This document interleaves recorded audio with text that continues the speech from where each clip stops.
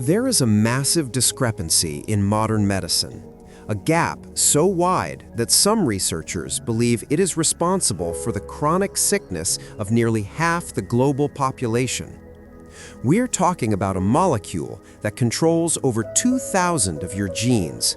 It dictates how your immune system fights, how your bones hold up, how your brain processes emotion, and whether your cells turn cancerous or stay healthy. Welcome back to EDUX Talks. Today, we are not just talking about a supplement, we are investigating a mistake, a mathematical error admitted by statisticians but largely ignored by public guidelines that has kept the world deficient for decades. You've seen the bottles on the shelf. You've heard the doctors say, take a little vitamin D for your bones. But what if I told you that the recommended daily allowance you see on the back of that bottle is based on a calculation that was proven wrong years ago?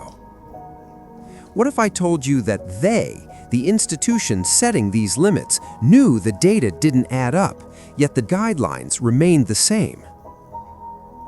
Today, we're looking at the data they ignored.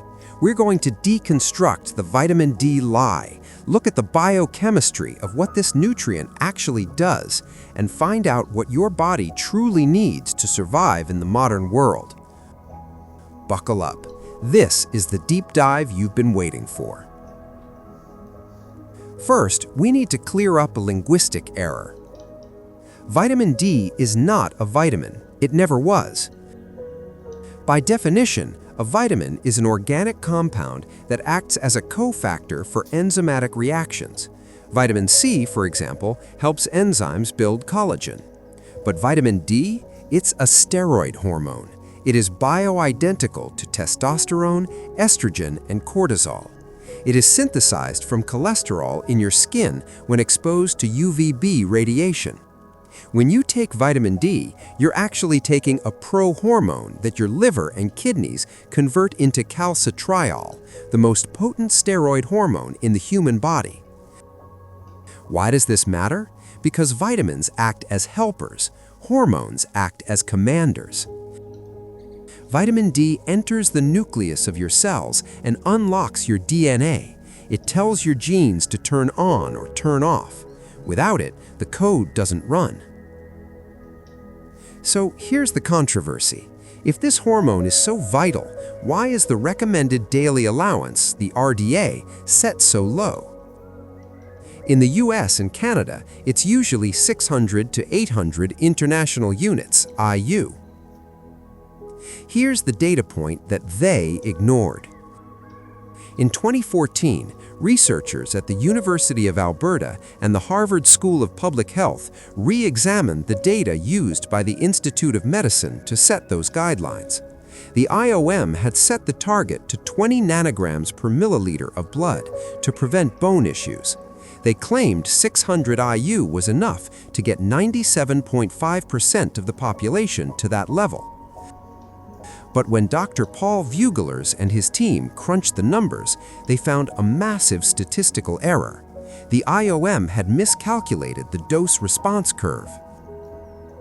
The researchers published their findings in the journal Nutrients, stating that to actually reach those healthy levels for 97.5% of the population, we shouldn't be taking 600 IU, we should be taking 8,895 IU per day. Let that sink in. The recommendation is off by a factor of 10. The researchers alerted the academic community. They showed that the math was wrong. And yet, if you go to a general checkup today, you will likely still be told that 600 to 800 IU is sufficient, and anything over 2,000 is risky. Why is this data ignored? Because correcting it admits a decades-long failure in public health policy. It admits that the normal range on your lab test, which usually starts at 20 or 30 nanograms per milliliter, is actually a state of starvation for your immune system. Let's look at what happens when you ignore this data and stay in the deficient range. Let's talk about your immune system. For years, we treated vitamin D only as a bone builder, rickets prevention, that's it. But we now know that almost every cell in your immune system has a vitamin D receptor, VDR. Here's the mechanism they don't explain in school. When a T cell, a killer cell of your immune system, spots a pathogen, a virus or bacteria, it searches for vitamin D. If there's no vitamin D circulating in the blood, the T cell cannot activate. It remains dormant.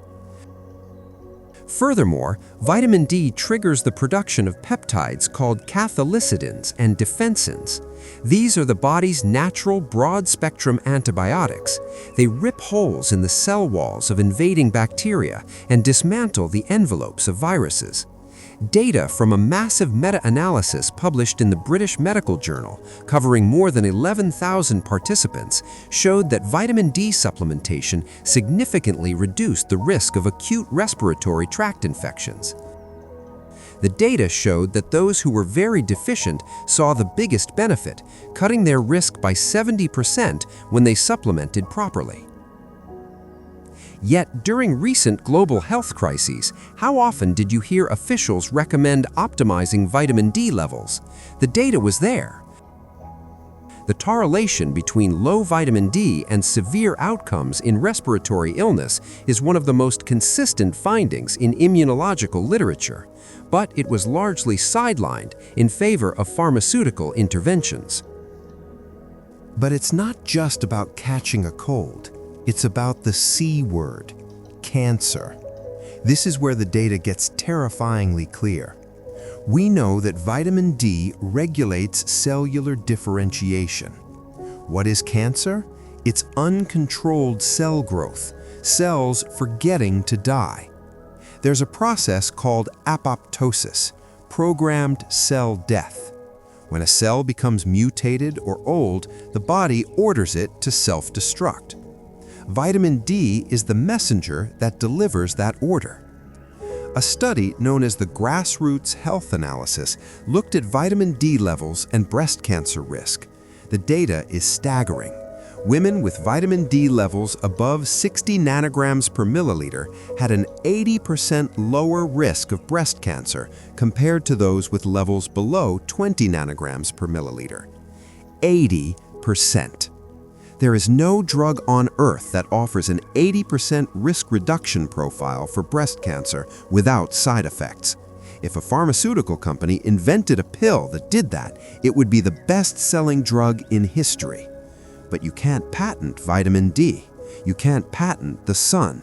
And so the data sits in medical journals known by biochemists but ignored by the broader industry. Now let's talk about the brain. This is personal for many of you. We are seeing an epidemic of depression, anxiety, and neurodegenerative diseases. Is it a coincidence that this rise parallels our shift to indoor living? We have vitamin D receptors in the hypothalamus, the cerebellum, and the substantia nigra, areas responsible for mood, motor control, and sleep. Vitamin D activates the gene tryptophan hydroxylase 2. This gene is the rate-limiting step in the production of serotonin. You've heard of serotonin, the happy hormone.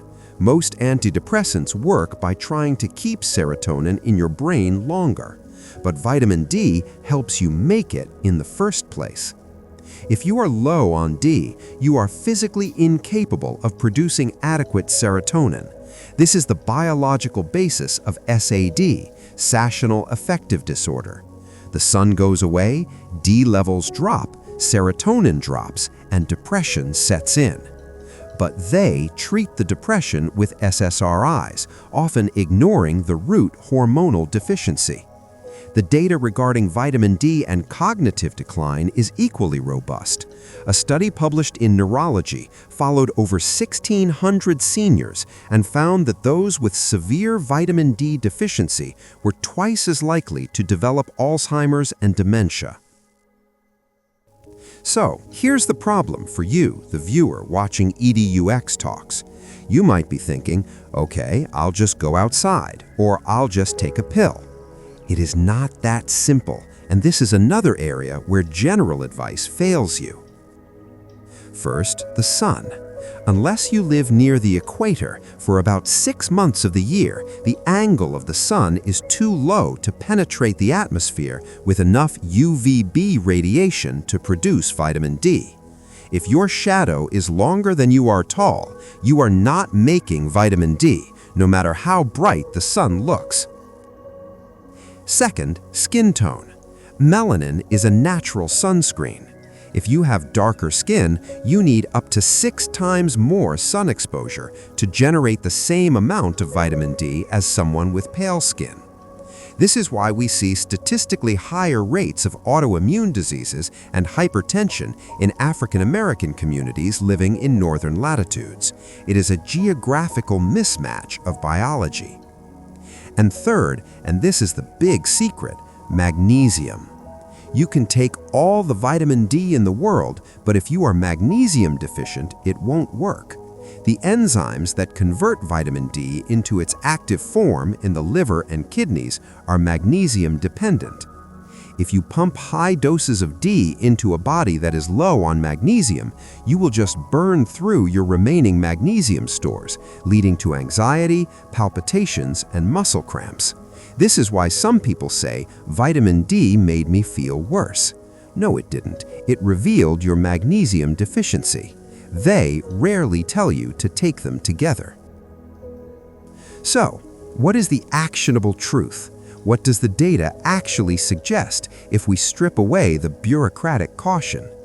Leading experts like Dr. Michael Hollick and the endocrine researchers suggest that the normal range of 20 to 30 nanograms per milliliter is merely a survival range. It keeps your bones from breaking. But for optimal health, for cancer prevention, for robust immunity, for mental clarity, the data suggests we need to be between 40 and 60 nanograms per milliliter. Some functional medicine doctors even push for 80 nanograms for patients with autoimmune conditions. To get there, the old 600 IU recommendation is useless. Most adults need anywhere from 5,000 to 10,000 IUs daily, taken with fat, since it's a fat-soluble vitamin, and balanced with vitamin K2 and magnesium to ensure the calcium goes to your bones and not your arteries. But do not take my word for it. Do not take the government's word for it. The only way to know is to test. The blood test is called 25-hydroxyvitamin D. It is inexpensive. It is precise. Here's the bottom line. The information regarding the power of this hormone has been available for decades. The statistical errors in the guidelines have been exposed for years. The link between deficiency and the world's leading killers, heart disease, cancer, and respiratory infection, is undeniable. They knew this, but shifting the paradigm of modern medicine from treating sickness to optimizing biology is a slow, painful process.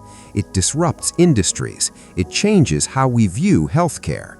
But you don't have to wait for the guidelines to change. You have the data now. You understand the mechanism. The sun and the science are there for the taking. This is EDUX Talks, and we believe that your health is your responsibility and knowledge is your prescription. Go get your levels checked. Thanks for watching. If you found value in this deep dive, make sure you subscribe and share this video. Someone you know is deficient right now, and this information could change their life. See you in the next one.